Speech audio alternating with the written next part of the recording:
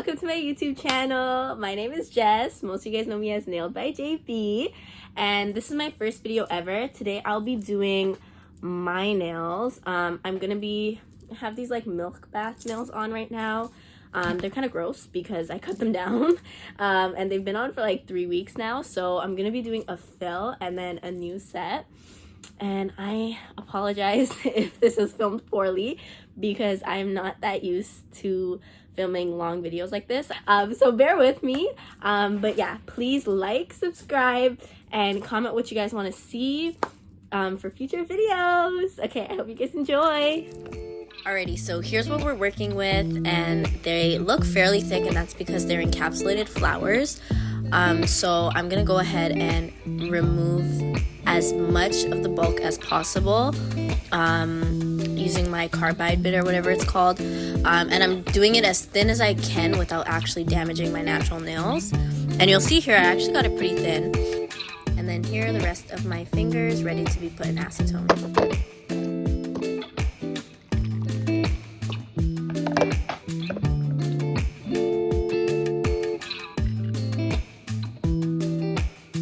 1 eternity later. Because of the hot water and how thin I got them, this process didn't actually take super long, or as long as it normally does. But anyways, they were ready to be scraped off the excess acrylic that was left over, so that's what I went ahead and did.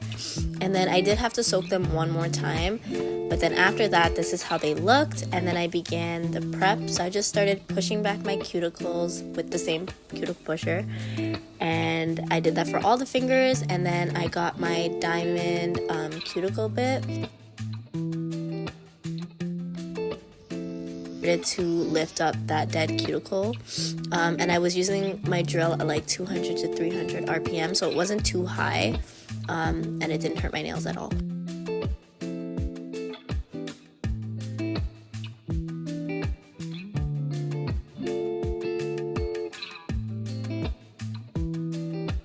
And once we finished the cuticle prep, I then took my mandrel, and the sanding band I'm using I think is a fine grit sanding band, so it's safe for your natural nails. And I just removed whatever leftover acrylic that wouldn't come off with the cuticle pusher, and also removed the shine from my nails. Now it is time for my favorite part of the process, application, and I prefer to use forms over tips when I'm doing my own nail. So how I do it is I basically pinch the front in half, and then I attach my finger to it. Depending on if your fingers are crooked or not, you'll have to base it off of your knuckles, which is what I was trying to show you, but it ended up moving so fast. And when I do forms, I like to do 2 nails at a time, or 3. I don't like to do my whole hand all at once because they tend to move. I don't know why I'm filming the thumb. I feel like this is gonna be the hardest. This is like the hardest finger to film when doing application because you have to hold it kind of funny, but we're gonna try. Okay. So with forms, I feel like you gotta put a few beads to build it. I tend to do a decently sized bead where the free edge meets the form, and then, I mean, this one's kind of wet. Like, I don't know why it's so wet, but you're supposed to use a drier bead to really help you like build that structure, and then you kind of just shape it the way you want. I normally do duckies, and I really love the little crescent moon thing at the end, but I'm not doing duckies, but I'm still gonna do that little C-curve kind of look. And you want to make sure when you're doing it, now that the bead is more dry, it's a bit easier to like actually work with. But you want to make sure, same with the tips, that it fits sidewall to sidewall. And I think I'm going to build these up to a, I guess, just over 4. So right now what I'm doing here is just cleaning up the shape of the nail. And then I'm also looking around to see where is uneven and stuff like that. And then I'm going to go ahead and do a second bead for the cuticle. I'm going to place it around where the apex would be, and then lightly tap that into the cuticle.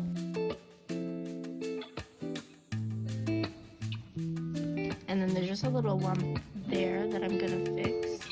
So how I fix that lump is I literally just add a tiny piece of acrylic and like kind of blend that downwards. I just placed it a little higher than the actual lump. Whoops, it cut out. But yeah, then you just kind of work into it.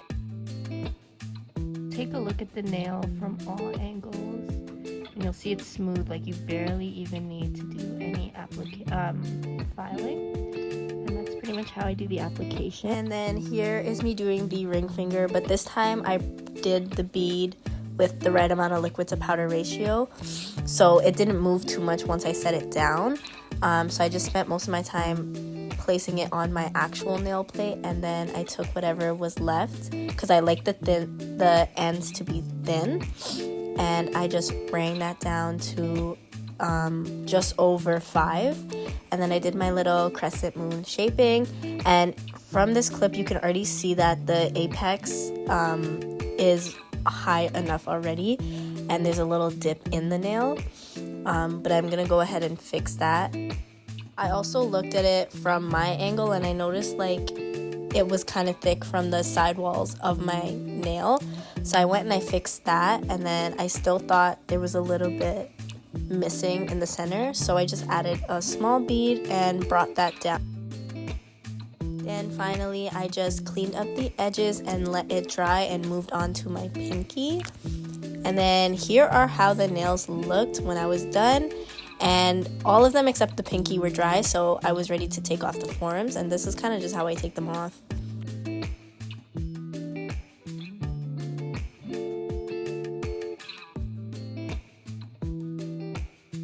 And isn't this like the prettiest thing you've ever seen? No file, just application. They look so crisp already.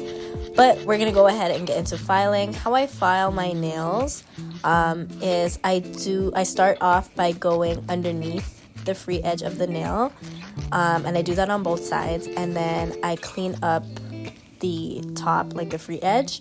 And because it's the crescent moon, I file it in a certain way, like I angle the nail down a little so it doesn't make it straight. And then after I do all of that, I go back and crisp up the shape, and then I go ahead and file the top of the nail. When I'm filing the top of the nail, you'll see here I file kind of going side to side or going backwards. Then I'm gonna seal the cuticle with my carbide bit.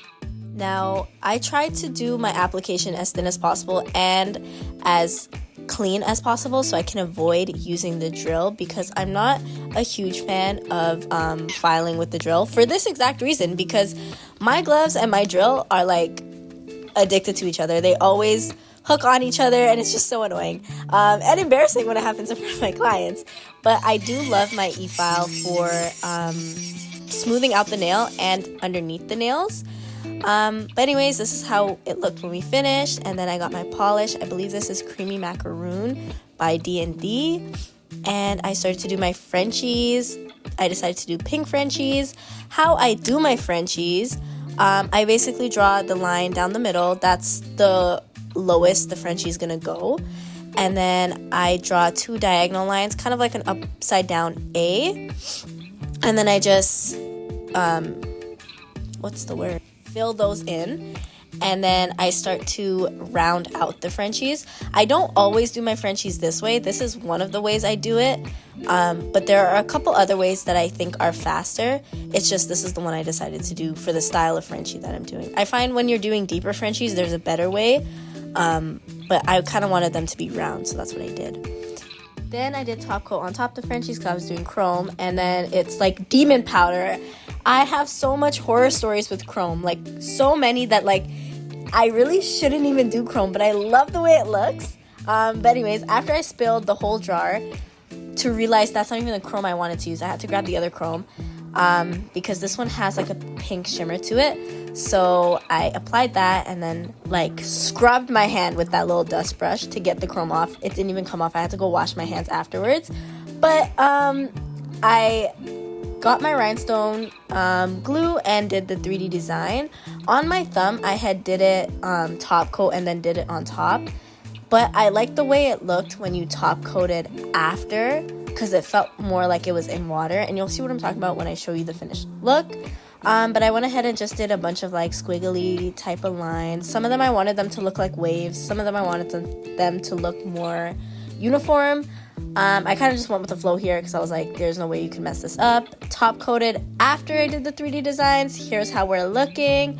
And this is a shitty picture because you can't really see how the chrome looks. But anyways, now I'm using that same rhinestone gel to hook on my rhinestones. I decided I wanted to do like a little bit of silver, but mainly pink charms. And I tried to do jelly charms, but I didn't have too much. So I did 2 bows, one on the index and one on the ring finger. And then 2 hearts on the pinky and thumb, and a heart on the middle finger. And here's how it looks. Let me know what you guys think. I absolutely love the way it came out. And that's the end of my video. Don't forget to follow me on Instagram and like, comment, and subscribe.